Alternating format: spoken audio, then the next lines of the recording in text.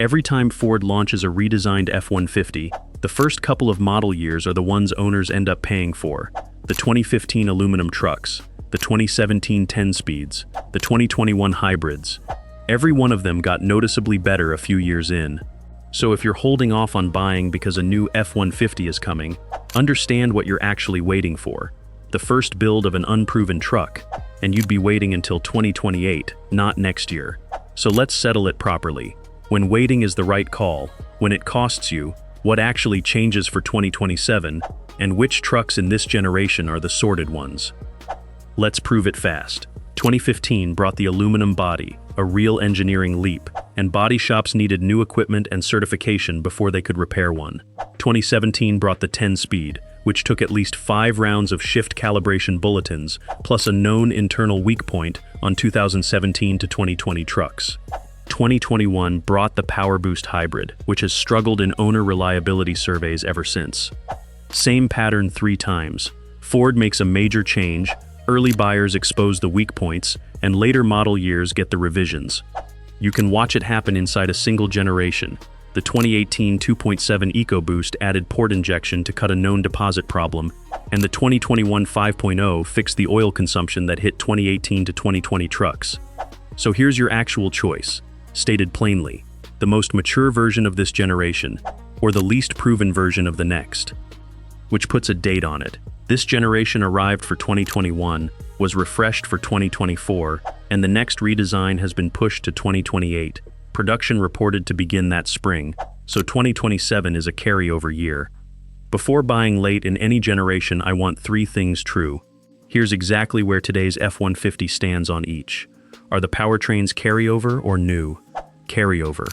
These engines and the 10-speed have been in production for years, and the major revisions already happened. Is it at least 3 years into the cycle? It's 5. Has the recall and bulletin volume calmed down? Largely, the big transmission and cam phaser campaigns landed on the earlier years of this generation, not the current ones, 3 for 3. So, a preliminary answer before we complicate it. Need an F-150 within the next year? Waiting for 2028 probably makes little sense. Current truck fine, and you specifically want next-generation technology? Waiting can make sense. Everyone in between, watch late-generation pricing.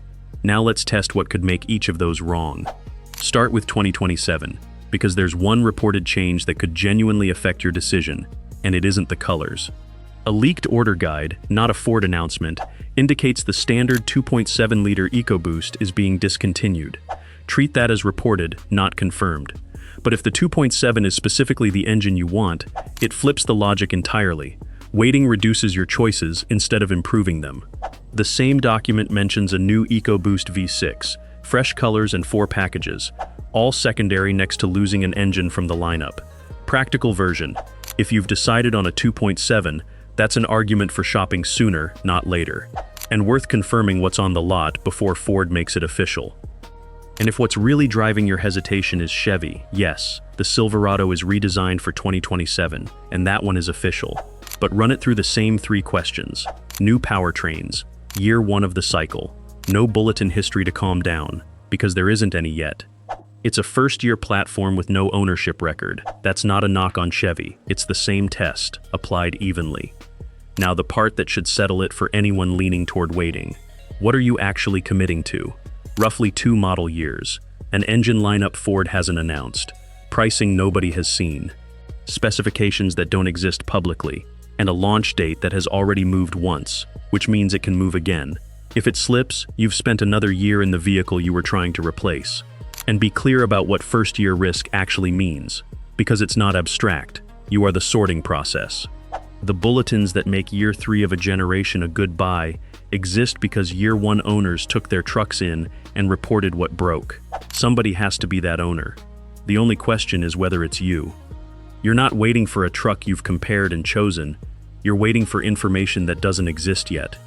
Which doesn't mean nobody should wait. So let me describe the person I genuinely tell to hold out. Your current truck is fine, not failing, not costing you money every month. You keep vehicles 10 to 15 years, so most of your ownership happens on whatever platform you start with. You value the newest safety and driver assist technology highly, and that's the area improving fastest right now. And you accept first-year risk with your eyes open. There's also a resale angle. Buy the last year of an outgoing generation, and you own the old platform the day the new one lands. If that's you, wait. And the mirror image, so you can rule yourself out fast. If your truck is already costing you money, if you need it for work that can't stop, if you're buying on payment rather than paying cash, or if you'd be the person furious about a 2-week shop visit on a new truck, you are not the buyer who should be waiting. Waiting isn't free. Your current truck gets 2 years older. Your trade picks up 2 more years of miles. Its value keeps falling the whole time. You miss the late cycle incentives on the outgoing truck, which is exactly when it's cheapest. Then you shop for the redesigned truck at launch, when demand is highest and discounting is lowest. And you buy it at the one moment its reliability record is thinnest. Every one of those runs against you at the same time. So, the decision. If you need a truck now, yours is failing, or the work can't wait, buy into this generation. Don't wait purely because a redesign is coming. You get known problems, known fixes, and shops that have worked on this truck for years. If you can comfortably wait, and next-generation technology matters more to you than first-year uncertainty, waiting is reasonable. Just be realistic about the warranty. It covers repairs, not the weeks without your truck while a new platform's problems get diagnosed. Sometimes the fix doesn't exist yet, and your dealer is waiting on the same bulletin you are. And if you're in between, which is most people, watch final generation pricing and incentives. That's where the strongest value in this entire situation probably sits. Whichever you choose, check 4 things when you buy. The VIN for open recalls and campaigns, the exact engine and transmission combination you're getting, the service history, and the payload sticker on the door against what you actually haul. Those 4 take 10 minutes and they tell you more than any test drive will. My own position, plainly. If I needed an F-150 within the next year, I'd buy the proven end of this generation at the right price rather than wait 2 years to become an early adopter. If my truck were fine and I cared more about the newest platform than first-year risk, I'd wait and budget for using that warranty. What I wouldn't do is let a headline about somebody else's new truck make the decision for me. Which raises the obvious next question. Within this generation, which years and engines are actually worth buying? That's next. I'll see you there.